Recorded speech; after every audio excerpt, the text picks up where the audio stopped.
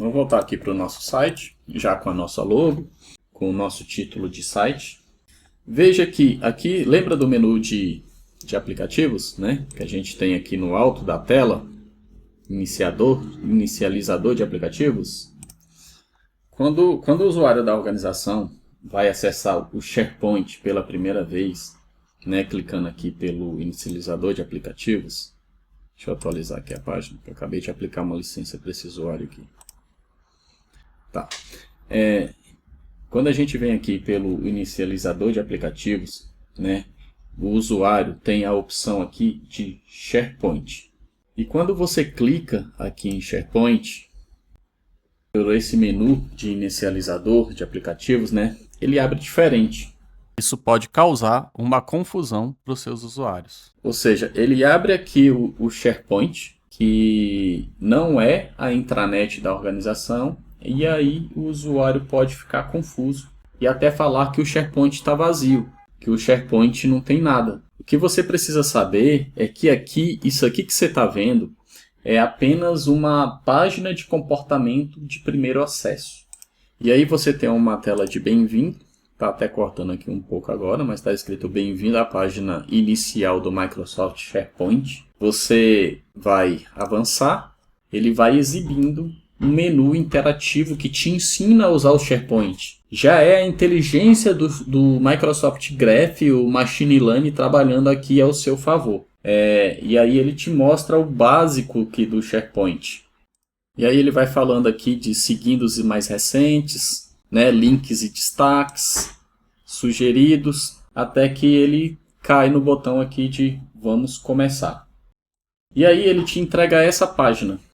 Veja que na página, na URL, ele coloca um underline layout /15 /sharepoint.aspx. Isso significa que é a URL de comportamento de acesso, tá ok? Se o seu usuário não conhece o SharePoint, ele vai ter essa experiência e vai perguntar cadê o site do SharePoint, cadê a intranet, cadê os arquivos? E aí, né, o usuário ele vai precisar de uma orientação.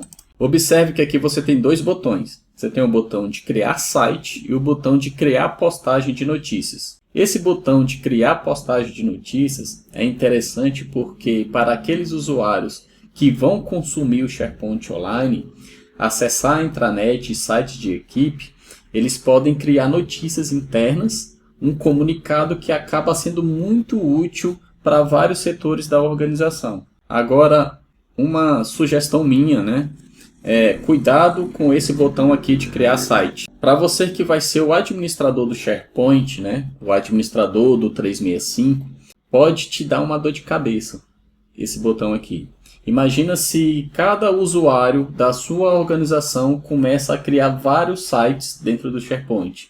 Sem padrão de nome, sem política, vai virar uma bagunça. O botão, ele está ali disponível para o usuário e se está disponível, o usuário ele vai clicar, ele vai criar um site. Eu já passei por muitas organizações, né, e que sites são criados ali de forma desordenada e aí isso causa um problema para a organização como um todo, principalmente para o administrador, que tem que tentar ali solucionar um problema com diversos sites criados, às vezes até centenas de sites criados. Para você evitar problema futuro, já desativa logo esse botão aqui. Douglas, onde eu desativo esse botão? Eu não quero ter problema. Onde é que eu vou desativar esse cara? Eu vou voltar aqui no meu portal de administração do SharePoint. Você vai clicar aqui em Configurações, Criação de Site e desmarca essa opção aqui, ó. Os usuários podem criar sites do SharePoint. E aí você evita essa dor de cabeça, beleza? Aproveitando aqui que a gente já está nessa configuração, já vou passar aqui a explicação de criar sites em equipe. Tudo que está no SharePoint está no .sharepoint.com. E tudo que você cria através do SharePoint, ele vai ter um /sites. Veja aqui, ó, que tem a URL, né, que é o meu domínio de provisionamento.sharepoint.com /sites. Isso serve para identificar que ali é um outro conjunto de site. que não é a intranet do SharePoint. Ou seja, sempre vai ter um /sites/ alguma coisa. Então, toda vez que você cria um site de equipe a partir do SharePoint, você vai ter a URL do seu domínio de provisionamento, .sharepoint /site. Se você não quiser usar o /site, você pode usar também o /teams, mas o padrão é /sites, tá ok? Você pode usar um ou pode usar o outro. Porém, qualquer um dos dois funciona, como nós temos o Microsoft Teams, então eu deixo aqui o /site mesmo como default, né? Para não causar confusão na cabeça do usuário. Fuso horário. Aqui em fuso horário, né, você vai ter usar para a criação do site do seu SharePoint. É importante você configurar o time zone correto, porque o SharePoint ele gera logs de auditoria. E aí ali tem metadados que informa quando um arquivo, uma pasta, um site ele foi gerado. Se você seleciona o time zone errado, você não vai ter o dado técnico correto ali da criação daquele site ou daquele documento. Então aqui a gente está com o time zone errado. Vamos colocar aqui o Brasília. Limite de armazenamento padrão, eu não vou falar disso aqui agora porque a gente vai falar um pouquinho mais para frente, tá bom? Vou clicar aqui em salvar, ok. Configurado nossa criação de site. Vamos voltar aqui no site do SharePoint. Nosso site está aqui, né? Criar site. Vamos atualizar aqui esse site. Vai demorar um pouquinho e você vai ver que esse botão vai sumir. Sumiu. Agora só tem o botão de criar postagem de site. Eu não tenho mais o botão de criar sites. Vamos voltar aqui no nosso portal de administração do SharePoint. Eu vou voltar aqui no nosso botão de criar sites. E nós vamos agora aqui em sites ativos. Aqui em sites ativos tem uma lista de todos os sites que você possui. Começando aqui pela direita, eu tenho todos os sites. Eu consigo aplicar um filtro e trazer somente os sites conectados ao Microsoft Teams. Sites sem grupos. Sites clássicos. Site clássico é para a versão mais antiga do SharePoint. Essa versão aqui que a gente está vendo do SharePoint é uma versão mais moderna. A gente tinha uma versão mais clássica, né? E aí, esses sites que foram criados nas versões mais clássicas, a gente consegue trazer esse filtro aqui e mostrar para a gente quais são esses sites. Sites maiores, que são os que estão consumindo, né? Estão tendo um uso maior da cota de armazenamento do SharePoint. Sites menos ativos são os sites que os usuários menos acessam. Pesquisa de sites. Você tiver uma lista de muitos sites para facilitar encontrar um site específico, você pode vir aqui e fazer uma pesquisa. E aí ele vai trazer o site que você está pesquisando. Ações de criação de sites.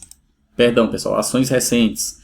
Edição, quando você exclui um site, ele vai te trazer aqui as suas ações mais recentes, tá bom? Aqui no alto da tela, à direita, eu tenho a minha cota geral de armazenamento do SharePoint, ou seja, eu tenho 1.24 TB disponível no meu SharePoint Online. Por padrão, cada tenant ele vai te dar 1 TB.24 ali de armazenamento para o seu SharePoint.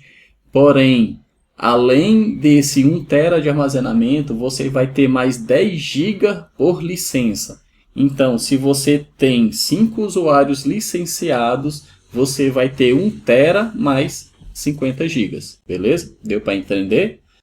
1 TB de armazenamento, você já tem no SharePoint, e você tem mais 10 GB por licença. Ou seja, a cada usuário licenciado, você tem mais 10 GB de armazenamento. Entendido? Falando sobre o armazenamento do OneDrive, você vai ter 1 TB de armazenamento individual para cada usuário licenciado no plano 1 e para cada usuário licenciado no plano 2, você vai ter 5 TB de armazenamento aí para cada usuário utilizar. Se você for dar uma lida lá na documentação da Microsoft relacionada a SharePoint e OneDrive, né, quando você ler, lá vai estar escrito mais ou menos assim: se você tiver mais de 5 usuários licenciados no plano 2, você pode ter o armazenamento ilimitado no OneDrive. Douglas, Eu tenho o plano 2, eu tenho 5 usuários ou mais licenciados dentro do meu tenant, mas o meu OneDrive não está limitado. Você tem que abrir um chamado na Microsoft e solicitar esse aumento e justificar por que você precisa desse aumento. Beleza? É assim que funciona.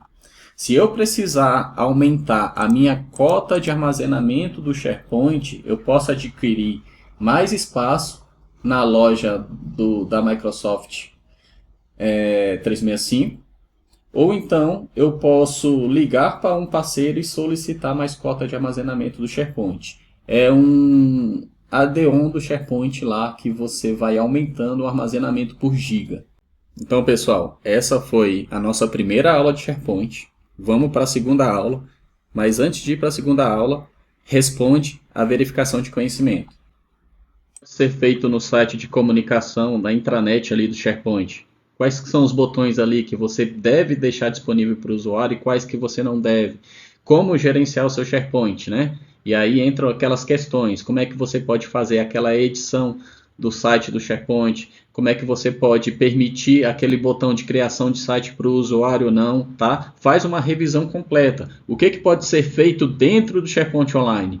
Quantos gigas a mais você terá de cota de armazenamento do SharePoint por usuário licenciado? São questões importantes que você deve responder para que você vá fixando ainda mais a administração do SharePoint aí na sua mente. Beleza?